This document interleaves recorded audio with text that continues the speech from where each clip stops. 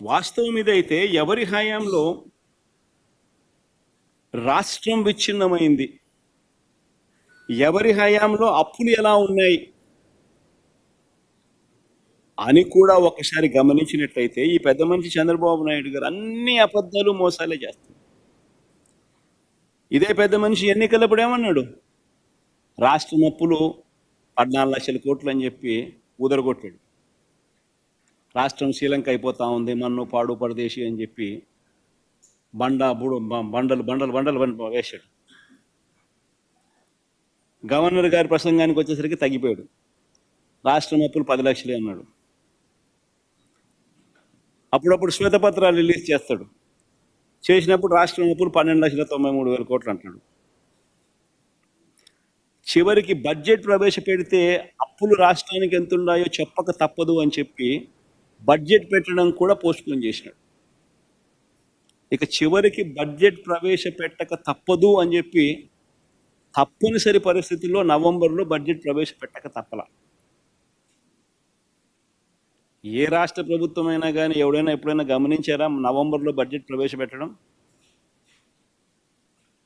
అంటే 3 నెలలు ఒక్క చంద్రబాబు నాయుడు గారి హయాంలోనే ఆ జిమ్మిక్కులన్నీ చూస్తాం. ఎందుకంటే బడ్జెట్ ప్రవేశపెడితే ఆ బడ్జెట్ డాక్యుమెంట్ రాయాలి రాష్ట్రానికి ఉన్న అప్పులు ఎంత ఉన్నాయి అని చెప్పి. ఆ డాక్యుమెంట్లో రాష్ట్రానికి ఉన్న అప్పులు ఎంత ఉన్నాయని ఒకసారి చూపించేస్తే ఆ తర్వాత ఇంక చంద్రబాబు నాయుడు ముసలి కన్నీరు గార్చలేడు, డ్రామాలు ఆడలేడు, జగన్ మీద చెప్పినట్టు అన్ని తప్పులు అని చెప్పి తెలిపోతాయి కదా.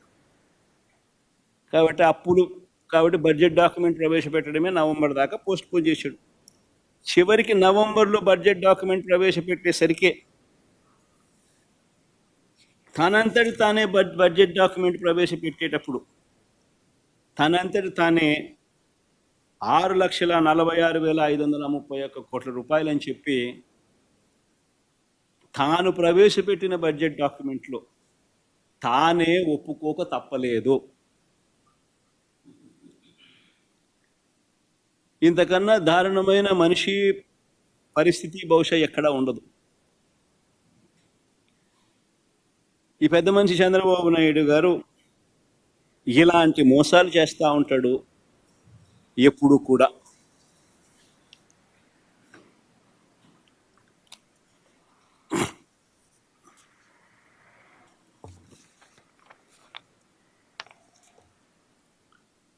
అర్థమయ్యేట్టుగా మన వరకు చూపించండి. ఎక్కడెక్కడ అంటే 6,46,000 కోట్లు అనేది చూపించాం ఆయన బడ్జెట్ డాక్యుమెంట్ చూసినారా? అది గమనిస్తే కనిపిస్తుంది, చూసినారా?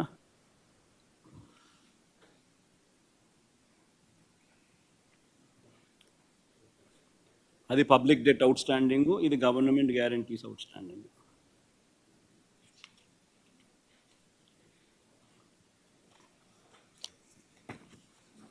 మళ్ళీ అన్ని కాపీస్ మీకు ఇస్తారులే, అందరు తీసుకొని పోండి. ఇన్ని చేయాలి మీ టీవీలలోనూ మీ పేపర్లలోనూ.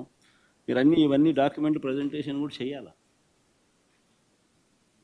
ఏ రకంగా బడ్జెట్ డాక్యుమెంట్ నువ్వు 6,46,000 కోట్లు రాష్ట్ర అప్పులు ఉన్నాయని చెప్పి చూపిస్తూ, ఏ రకంగా నువ్వు 14 లక్షల కోట్లు 12 లక్షల కోట్లు 10 లక్షల కోట్లు అని చెప్పి ప్రజల్ని మిస్లీడ్ చేయడం ఎంత మటుకు ధర్మం అని చెప్పి అర్థమయ్యేట్టుగా అందరూ క్వశ్చన్ చేయాలి. ధర్మమేనా ఇటు చేయడము అని చెప్పి. ఈ పెద్ద మనిషి చంద్రబాబు నాయుడు గారు గుర్తుపెట్టుకోవాల్సిన అంశం ఏమిటి అని అంటే, ప్రజలందరికీ కూడా తెలియాల్సిన అంశం ఏమిటి అని అంటే, ఏ ప్రభుత్వం అయినా కూడా it is governed by FRBM norms.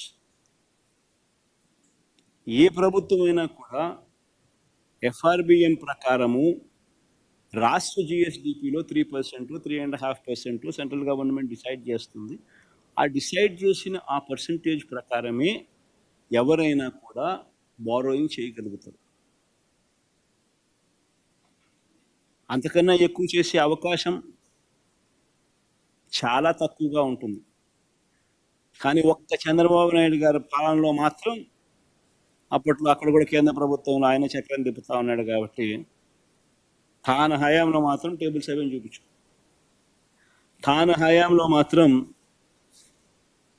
Excess borrowing Chandrababu Naidu గారి హయాంలో 31,000 కోట్ల రూపాయలు అదే అదే 31,082 కోట్ల రూపాయలు అదనపు బారోయింగ్, అడిషనల్ బారోయింగ్ చేశారు.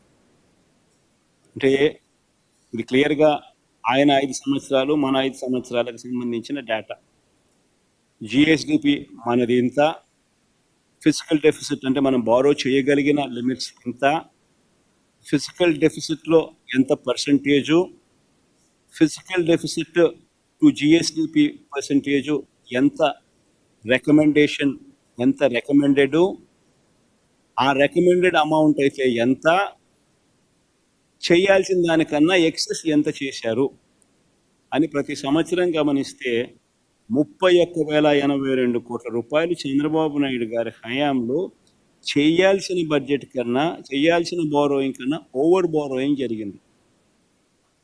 ఇన్ఫ్యాక్ట్ మన కరం ఏంటంటే ఆయన ఓవర్ బారోయింగ్ మన హయాంలో 17,000 కోట్లు మన హయాంలో కట్ చేసింది.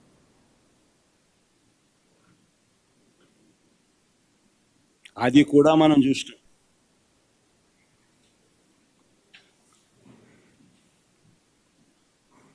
టేబుల్ 9 తీసుకుని బామ్మ, ఇది వెరీ వెరీ ఇంట్రెస్టింగ్. ఇది బాగా చూడండి. ఈ slide is very very interesting slide. Chandrababu Naidu గారు వచ్చాక రాష్ట్ర ప్రభుత్వ సొంత ఆదాయం కూడా తగ్గింది. ఒకసారి గమనిస్తే ఇది 2023-24కి సంబంధించింది. పై డేటా 2024-25కి సంబంధించిన సంవత్సరం. అంటే వైఎస్ఆర్సీపీ ప్రభుత్వం సంబంధించిన, అంటే చంద్రబాబు నాయుడు జూన్లో ప్రమాణ స్వీకారం చేశాడు కాబట్టి జూన్ నుంచి డిసెంబర్ దాకా తీసుకున్నాం. ఈ 6 నెలలు, ఈ 7 నెలల పీరియడ్, ఈ 1, 2, 3, 4, 5, 6, 7 నెలలకు సంబంధించిన revenues, states own revenues. Telugu Desam Chandrababu Naidu గారి హయాంకు సంబంధించిన రెవెన్యూస్ పై కాలం.